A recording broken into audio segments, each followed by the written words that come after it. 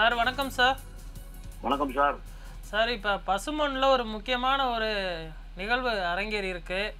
அரசியல் வட்டாரத்தில் தற்பொழுது பரபரப்பாக பேசப்பட்டு வருது. ஓபிஎஸ் மற்றும் செங்கோட்டையன் ஒரே காரில் பயணிச்சிருக்காங்க. இதை எப்படி சார் பார்க்கலாம்? அண்ணா திராவிட முன்னேற்ற கழகம் பிரிந்து பிளந்து இருந்ததை மீண்டும் ஒருங்கிணைப்பதற்கான முன்முயற்சி இப்பொழுது எடுக்கப்பட்டு கொண்டிருக்கிறது. அதிமுக பிரிந்தே இருந்தால் அது தொடர்ந்து தோல்வியை சந்திக்கிறது என்பதற்கு எடப்பாடியின் ஒவ்வொரு அசைவும் நம்மளுக்கு காட்டிக்கொண்டே இருந்தது.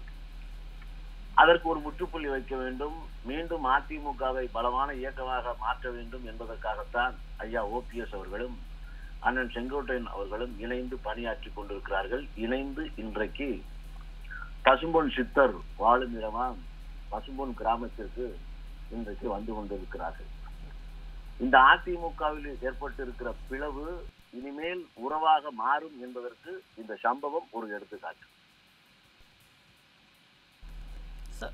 சார் இப்ப வந்துட்டு ஓபிஎஸ், டிடிவி, செங்கோட்டையன் இவர்கள் மூவருடைய சந்திப்பு அஇஅதிமுக ஒருங்கிணைப்புக்கு ஒரு பிள்ளையார் சொல்லியா இருக்குமோ எதிர்பார்க்கலாமா?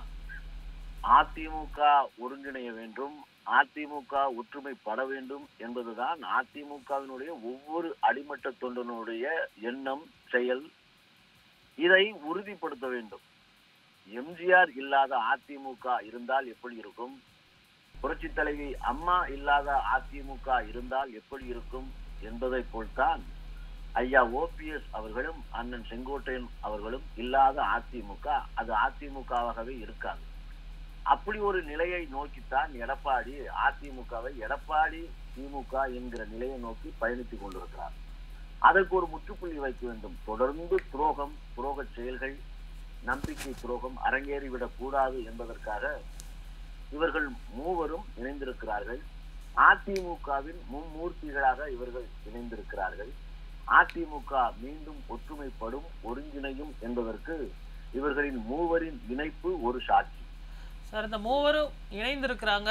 ஆனா இந்த இணைவை இபிஎஸ் அவர்கள் ஏற்றுக்கொள்வாரா, அல்லது இல்லாட்டி செங்கோட்டையன் வந்து கட்சியின் அடிப்படை உறுப்பினர் பொறுப்புல இருந்து நீக்கப்படலாம் அப்படின்னு அஇஅதிமுக வட்டாரங்கள் தெரிவிக்குது. அதற்கு அடுத்து இவர்களுடைய நிலைப்பாடு அல்லது நகர்வு எப்படி இருக்கும்னு நம்ம எதிர்பார்க்கலாம் சார்? அண்ணன் செங்கோட்டையன் அண்ணன் என்ன திமுகவில் போயா இணைந்து விட்டார்? ஐயா ஓபிஎஸ் என்ன அதிமுகவிற்கு எதிர்ப்பாகவே செயல்பட்டார்? அண்ணன் தினகரன் என்ன அதிமுக அழிந்து போய்விட வேண்டும் என்றார் நினைத்தார்? இவர்கள் மூவருமே அதிமுகவை காத்தவர்கள். உங்களுக்கு ஒரு விஷயத்தை சொல்லுகிறேன். 1987 புரட்சி தலைவர் எம்ஜிஆர் அவர்கள் மறைந்த பிறகு புரட்சி தலைவி அம்மா அவர்களுக்கு வலது கரமாகவும் தளபதிகளின் முதன்மை தளபதிகளாகவும் இருந்து பணியாற்றியவர் அண்ணன் செங்கோட்டையன். 2001 காலகட்டம் வரை அண்ணனுடைய செங்கோட்டையனுடைய பங்களிப்பு என்பது அதிமுகவில் அளப்பரியானது. 2001 ஐயா ஓபிஎஸ் அவர்கள் எம்எல்ஏ ஆகி மந்திரியாகி புரட்சி தலைவி அம்மா அவர்கள் முதலமைச்சராகவே ஆக்கப்பட்டதற்கு பிறகு ஐயா ஓபிஎஸ் அவர்களின் பங்கு அளவற்றது. இந்த இரண்டு பேரு ஜாம்பவான்களும் அண்ணன் செங்கோட்டையன் அவர்களும் ஐயா ஓபிஎஸ் அவர்களும் இணைந்துதான் அதிமுகவினுடைய ஒவ்வொரு தேர்தல்களையும் சந்தித்திருக்கிறார்கள். இடைத்தேர்தலாக இருந்தாலும் சரி, சட்டமன்ற தேர்தலாக இருந்தாலும் சரி, பாராளுமன்ற தேர்தலாக இருந்தாலும் சரி, எந்த தேர்தல் எப்பொழுது வந்தாலும் அந்த தேர்தலில் அப்பொழுதே வெற்றி என்கிற உறுதியான நிலைப்பாட்டை எடுத்தார்கள். அம்மா அவர்களின் எண்ணத்தை களத்தில் நின்று செயலாற்றினார்கள்.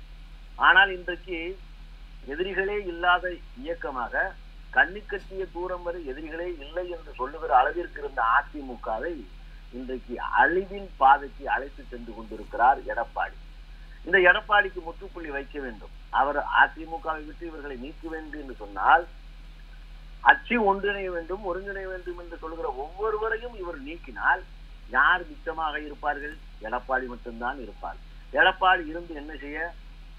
எடப்பாடியுடைய அரசியல் பயணம் என்பது மரண குழியில் விழுகிற பயணமாகத்தான் இருக்கிறது. அவர் வெற்றிக்கான தலைவர் இல்லை, வெற்றியை பெற்றுத் தருவதற்கான தலைவர் இல்லை. அவர் துரோகத்தை மட்டுமே மூலதனமாக கொண்டு அவர் முன்முயற்சி எடுக்கிறார்.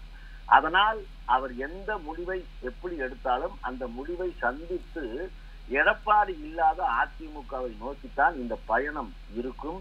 எடப்பாடி இல்லாத அதிமுக உருவாகும். அப்பொழுது முடிவெடுப்பது ஐயா ஓபிஎஸ், அண்ணன் செங்கோட்டையன், அண்ணன் தினகரன் அவர்களா, இல்லை மக்களால் புறக்கணிக்கப்பட்ட தொண்டரால் வெறுக்கப்படுகிற எடப்பாடியின் முடிவா என்பது இன்னும் ஒரு சில மாதங்களில் எல்லோருக்கும் வெட்ட வெளிச்சமாக தெரிந்துவிடும். தை பிறந்தால் வழி பிறக்கும். அதிமுகவுக்கு அது நல்வழியாகவே இருக்கும். அப்பொழுது எடப்பாடி இல்லாத அதிமுக உருவாகி இருக்கும். சார், தை பிறந்தால் வழி பிறக்கும்னு சொல்றீங்க.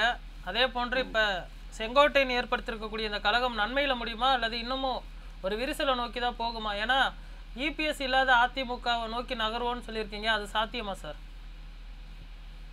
அம்மா சின்னம்மா அவர்கள் இல்லாத அதிமுகவை என்றாவது நாம் நினைத்து பார்த்திருப்போமா? ஐயா ஓபிஎஸ் அவர்கள் இல்லாத அதிமுகவை என்றாவது நாம் எண்ணி பார்த்திருப்போமா?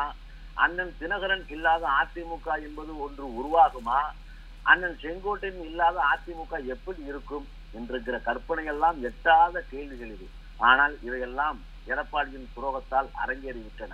பெரிய பெரிய ஜாம்பவான்களே சரிந்து போகும்போது, மன்னாதி மன்னர்களை மண்ணை கவும் போது எடப்பாடி ஒரு துரோக செயலின் நாயகன் தானே, ஒட்டுமொத்த துரோகத்தின் ஒரு பிம்பம் தானே. இந்த துரோகம் வீழ்த்துத்தானே படும். தீபாவளியை கெட்டவர்கள் அழிவார்கள், நல்லவர்கள் வாழ்வார்கள் என்று சொல்லித்தானே கொண்டாடுகிறோம். தை பிறந்தால் வழி பிறக்கும் என்று எதற்கு சொல்லுகிறோம்? கெட்ட செயல்கள் அழிந்து நல்ல செயல்கள் நடக்க வேண்டும். இதுவரை நடந்த தீமைகள் ஒழிந்து நன்மைகள் பிறக்க வேண்டும் என்பதற்குத்தானே. அதனால் எப்படி கருணாநிதி அவர்களை புரட்சித் தலைவர் எம்ஜிஆர் தீய சக்தி என்று சொன்னாரோ, இப்பொழுது அதிமுகவின் துரோக சக்தி மட்டுமல்ல, அதிமுகவின் அழிவு சக்தியாகவே இருக்கின்ற எடப்பாடி வீழ்த்தப்படுவார். நிச்சயம் அதிமுக ஒற்றுமைப்படுத்தப்படும், வெற்றி பெறும். வெற்றி பெறுகிற அதிமுக ஆட்சி அமைக்கும். அந்த ஆட்சியில் எடப்பாடியின் பங்கோ எடப்பாடியினுடைய கைங்கரியமோ எதுவுமே இருக்காத சூழ்நிலை உருவாகும் என்பது காலத்தின் தீர்ப்பு, கடவுளின் கட்டளை.